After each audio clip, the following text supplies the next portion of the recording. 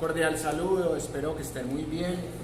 En la clase de hoy vamos a hablar de 4 preguntas muy importantes sobre este tema de la batalla cultural. Un asunto que tiene que ver con aquellos discursos que compiten desde ideologías, desde creencias, desde políticas. Y uno de los temas más polémicos en la batalla cultural es el tema de los feminismos. Como ustedes pudieron apreciar en el cortometraje que estuvimos analizando la clase pasada, entonces vamos a responder 4 preguntas que se pueden resumir en una sola. ¿Cuáles son las 4 olas del feminismo? ¿Por qué nacen esas 4 olas? ¿Qué argumentos proponen? ¿Qué rivales tienen esos argumentos? ¿Y por qué nacen estos movimientos en diferentes etapas de la historia? Y sobre todo, cómo abordar estas 4 olas desde un enfoque de pensamiento crítico. Y todo esto a base de cosas como este libro.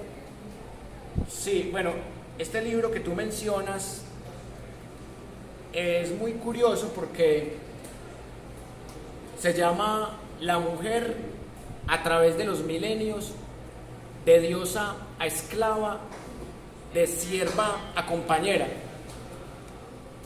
De entrada, se reconoce que en las culturas antiguas las mujeres eran diosas, pero llega un momento de la historia en donde las mujeres pasan de diosas a esclavas, que es la época del Neolítico, cuando nace la agricultura y la ganadería.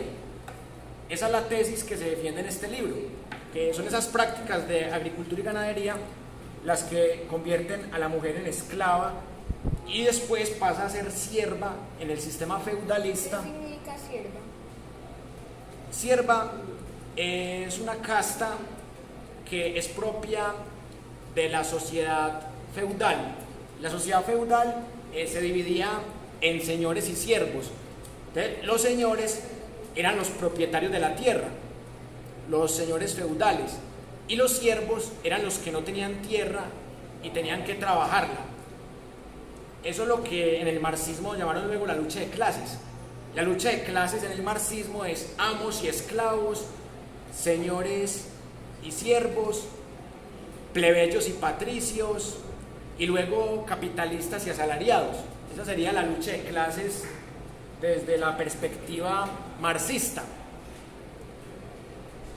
Y acá ustedes encuentran que el feminismo, al menos en sus primeras olas, lucha por esa transición de las mujeres de ser siervas a ser compañeras, porque se supone que el término de compañera es un término de equidad.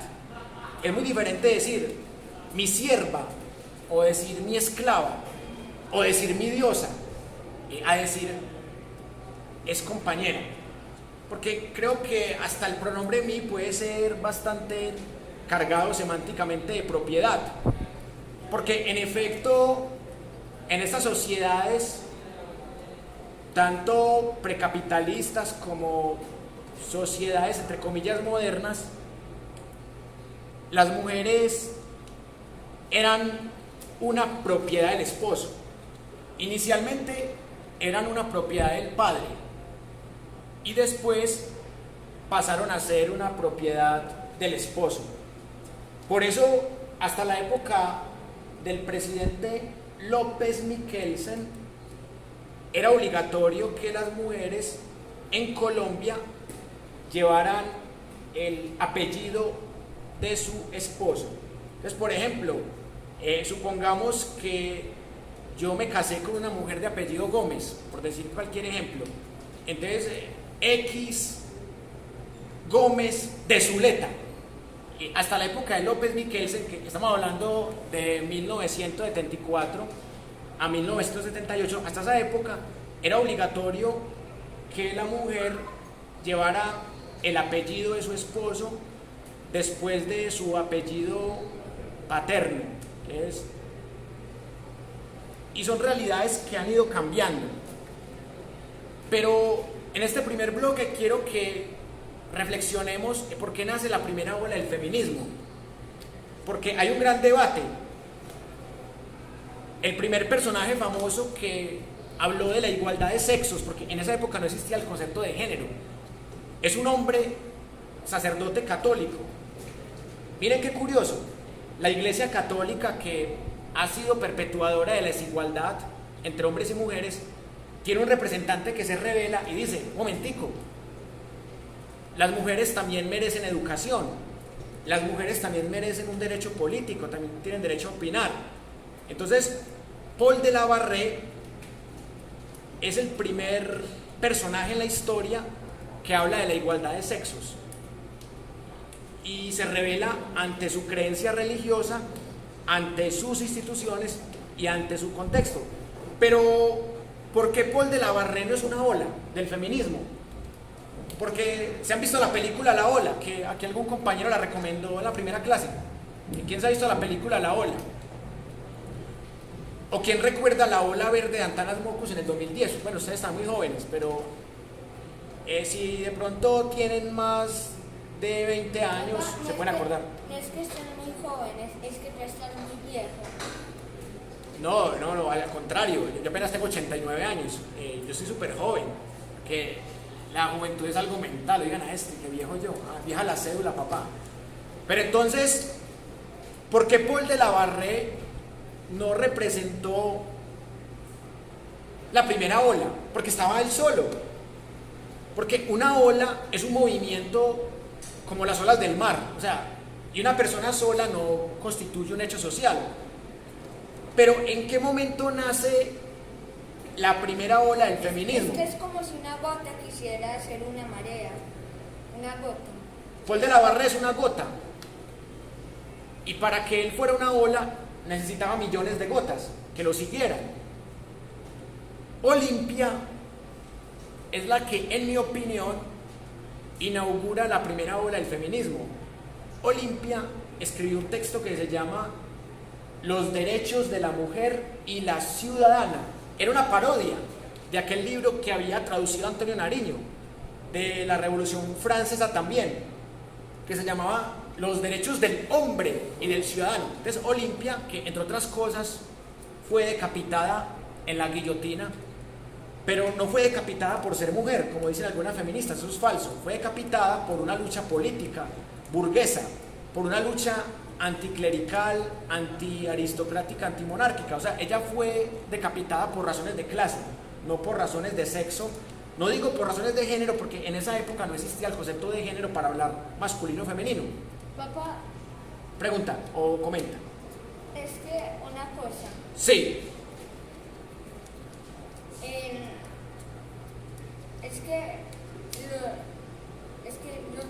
los machistas Sí.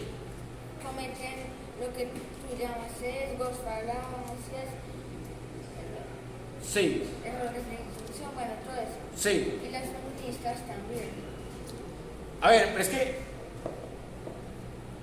no se trata de generalizar, porque habrán machistas que argumenten mejor, o habrán feministas que argumenten mejor. No sé, pero lo que quiero Sí. no estoy generalizando. No, yo sé que no. Pero lo que yo quiero decirte es que los errores de lógica son normales en cualquier ser humano. O sea, no tiene que ser hembrista, machista, feminista, masculinista.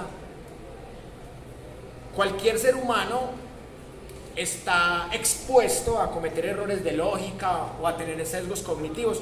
Por eso, hace unos minutos les dije yo, vamos a analizar las 4 olas del feminismo, pero desde el pensamiento crítico, precisamente para evitar, puede que en medio de nuestro análisis también caigamos en falacias o en sesgos cognitivos o en estereotipos, pero la idea del pensamiento crítico es evitar al máximo que caigamos en eso, y por eso estamos tratando de analizar el tema históricamente, lingüísticamente, de la forma más profunda posible.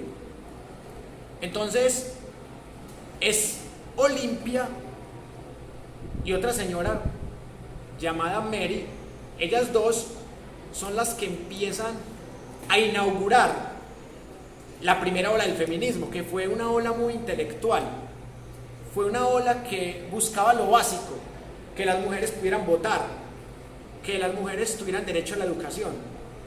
Esas eran las primeras peleas.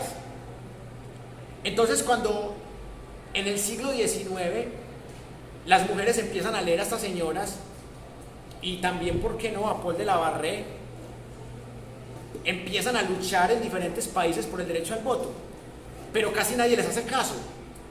¿Cuándo es que la primera ola del feminismo se vuelve muy fuerte? En la Primera Guerra Mundial sobre todo, y obviamente en la Segunda. Pero ¿por qué en ese contexto de la Primera Guerra Mundial tantas mujeres ganan el voto y el derecho a la educación?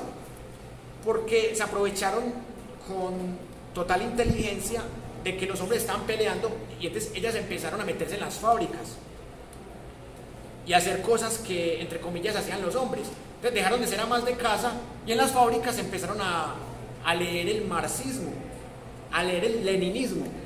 Entonces, ¿qué decía Lenin? Que también trabajaba una perspectiva que aportó a esa primera ola, que no solamente era una lucha de sexos, sino que era una lucha de clases. O sea, que nada nos ganábamos con que sea mujer, pero era burguesa. Entonces tenía que ser mujer y obrera, mujer y proletaria. Y esa es la teoría de Lenin, una teoría que todavía sigue siendo muy debatida. Hay países en donde primero se ganó el derecho al voto y después el derecho a la educación. En Colombia fue al revés. En Colombia primero se ganó el derecho a la educación y después se ganó el derecho al voto. Miren que muchos países ganaron el derecho al voto entre la Primera y la Segunda Guerra Mundial. En Colombia las mujeres apenas pudieron votar después de la dictadura de Gustavo Rojas Pinilla en el plebiscito de 1957.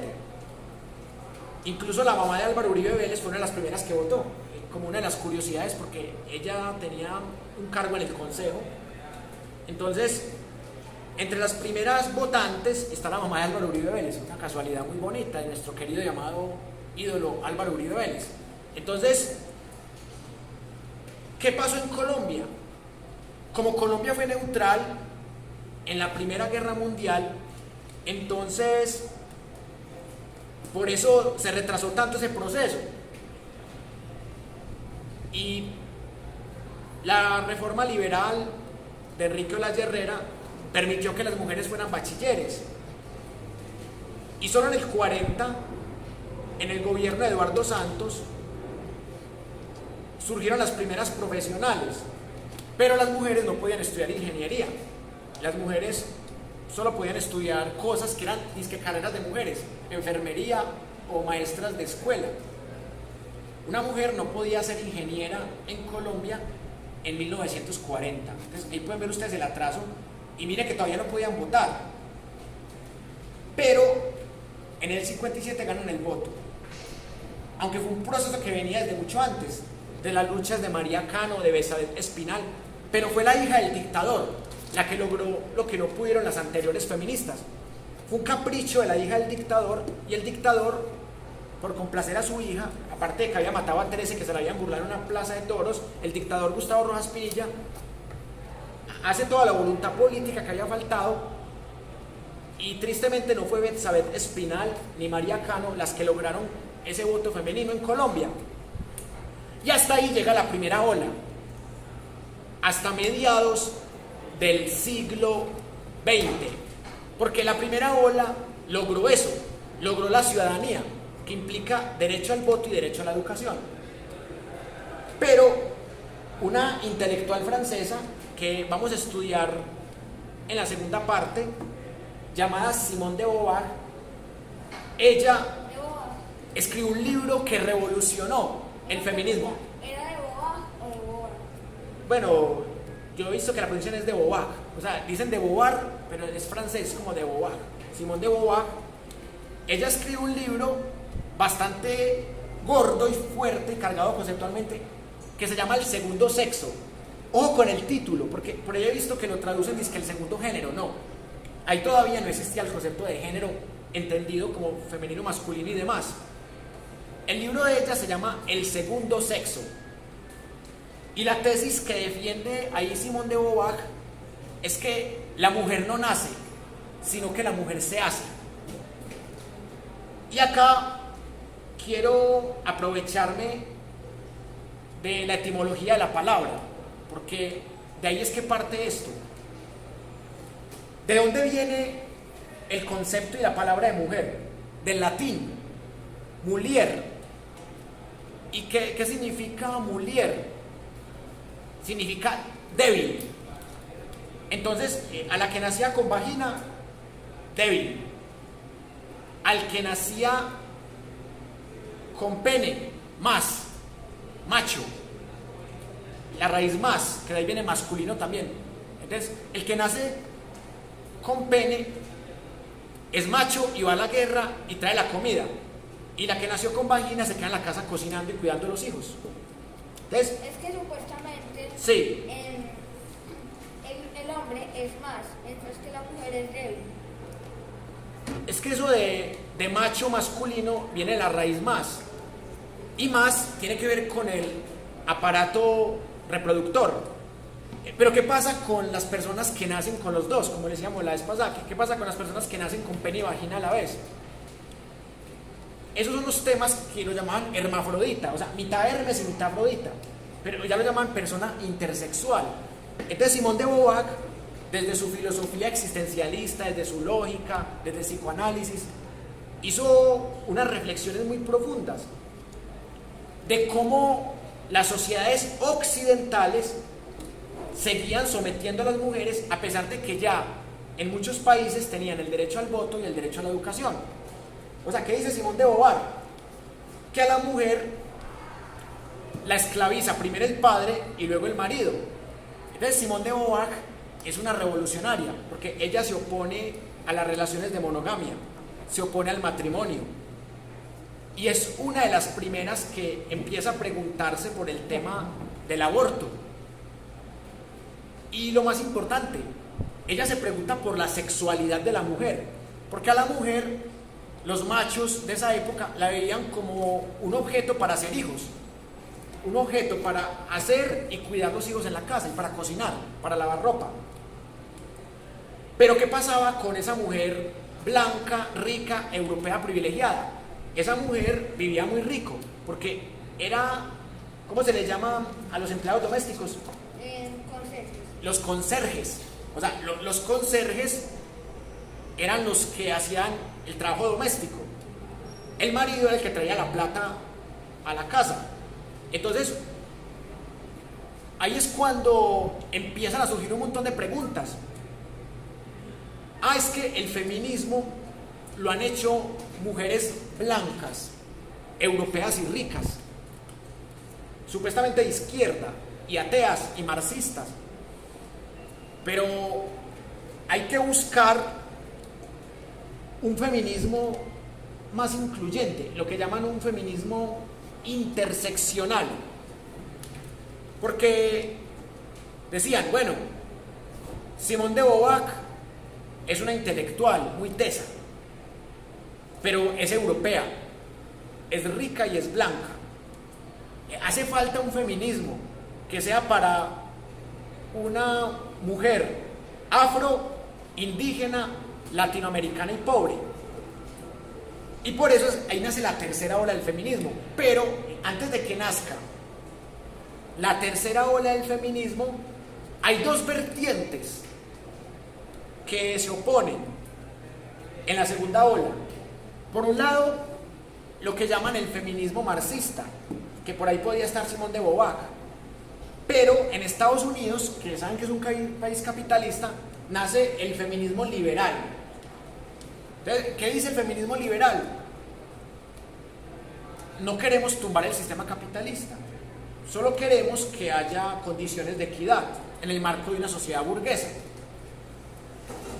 En cambio, ¿qué dicen las feministas marxistas, muy inspiradas también en Simone de Beauvoir y profundizando lo que ella estudió.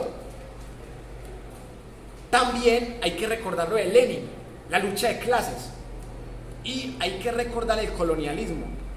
Entonces hay que crear un feminismo de tercera ola que se encargue de los problemas particulares de las mujeres, porque una cosa es una mujer que vive en un país árabe, otra cosa es una mujer que vive en África, otra es una que vive en Colombia, otra que vive en una tribu indígena guayú. Ahí nace el feminismo decolonial, interseccional. Ese es el feminismo de tercera ola.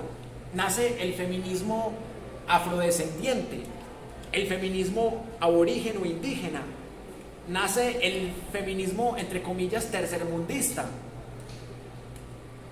Porque dicen, sí, claro, es muy bonito lo que pelean las marxistas europeas con las liberales gringas, pero es que son colonialistas, son blancas, son ricas, son de primer mundo. Hay que hacer un feminismo de estas tierras para estas problemáticas particulares. ¿Sí? Ahí nace la tercera ola del feminismo, que más adelante la vamos a profundizar. Pero también había una lucha tremenda por los derechos de las personas homosexuales, que ustedes saben que hasta hace 50 años ser homosexual era estar enfermo.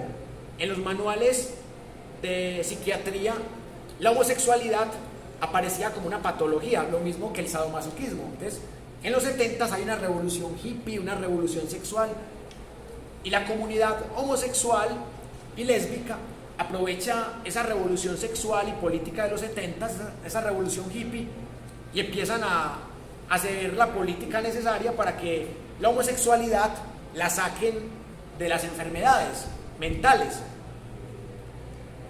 Y por eso esa tercera ola crece a la par con esas luchas homosexuales. Pero se dan cuenta que, es que no solamente la mujer es sometida, también es sometido el hombre, sobre todo el hombre homosexual, o el que no cumple la masculinidad hegemónica. Y ahí es cuando empiezan a hacer la cuarta ola. Es que no solamente está el homosexual, está el hombre que nació biológicamente con pene, pero que se percibe como una mujer.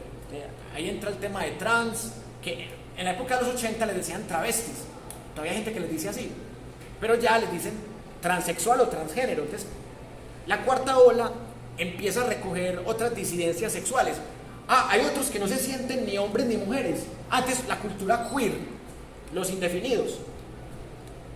Ahí nace otra vertiente que ya va nutriendo una cuarta ola, porque en la cuarta ola ya se empiezan a vislumbrar más las nuevas masculinidades, las nuevas feminidades, las nuevas indeterminaciones, porque la cultura queer se basa en los mismos presupuestos de Simone de Beauvoir.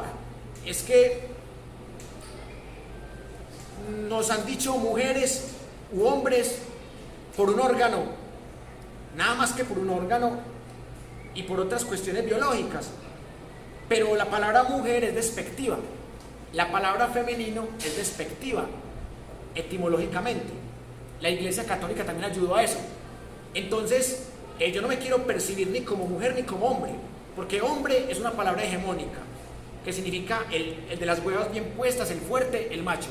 Y mujer significa débil. Entonces, yo no me quiero llamar ni mujer ni hombre, yo me quiero llamar queer. Entonces, ahí nace esa revolución que es bastante polémica de, no me diga ella ni él, dígame ella, o no me diga nada, no me clasifique. Entonces, mire que eso es un debate que viene desde Simone de Beauvoir. Por eso les digo yo que Simone de Beauvoir es el Jesucristo de las feministas, porque, Simone de Beauvoir es la que parte la historia del feminismo en dos. Y antes de pasar a analizar algunas tesis de este libro, les quiero dejar un par de conclusiones. Que cada ola del feminismo obedece a unas dinámicas muy diferentes. Porque primero era la pelea por el voto, la pelea por la educación. Después la pelea contra el sistema capitalista. y también las feministas que estaban conformes con el sistema capitalista, las feministas liberales. Luego ya era una pelea entre colonialistas y colonizados. Entonces era el feminismo europeo y gringo contra el feminismo latinoamericano y africano y demás. Y por último, el enfrentamiento entre todas las disidencias sexuales que configuran una tremenda batalla cultural. Por eso, esta primera pregunta, que es más bien introductoria, la quiero cerrar con una última reflexión, para que ahí sí pasemos a analizar las tesis de este libro. Y es, más allá de la ideología que usted tenga, este tema nos compete, porque somos humanos y como humanidad nos debemos preguntar de dónde vienen las palabras, de dónde vienen las ideologías, por qué esta gente pelea, por qué existe una rigurosa batalla cultural, porque ya no se discute el tema del sexo, sino más bien el tema del género, por qué se habla de tantos géneros.